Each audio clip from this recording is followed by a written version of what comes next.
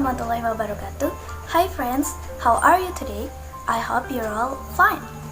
Let me introduce myself. My name is Farah Azighah and I'm from 10 MPP1 number 18 SMK NEGERI 1 Klaten.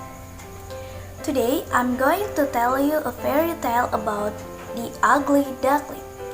If you're curious, let's just start and enjoy the story. The Ugly Duckling. A long time ago, there was a little duckling. A little duckling was very sad because he thought he was the ugliest amongst all his brothers and sisters. They would not play with him and tease the poor ugly duckling. One day, he saw his reflection in the water and cried, "Nobody likes me. I am so ugly." Then he decided to leave home and went far away into the woods. Deep in the forest, he saw a cottage in which there lived an old woman, her hen, and her cat. The duckling stayed with them for some time, but he was unhappy there and soon left. When winter set in, the poor duckling almost froze to death.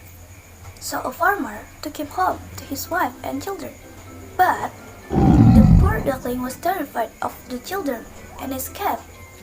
The ugly duckling spent the winter in a marshy pond. Finally, spring arrived. One day, he saw a beautiful swan swimming in the pond and he fell in love with her. But then, he remembered how everyone made fun of him, and he bent his head down in shame. When he saw his own reflection in the water, he was shocked. He was not an ugly duckling anymore, but a handsome young swan. Now he knew why he looked so different from his brothers and sisters. They were ducklings, but I was a baby swan, he said to himself.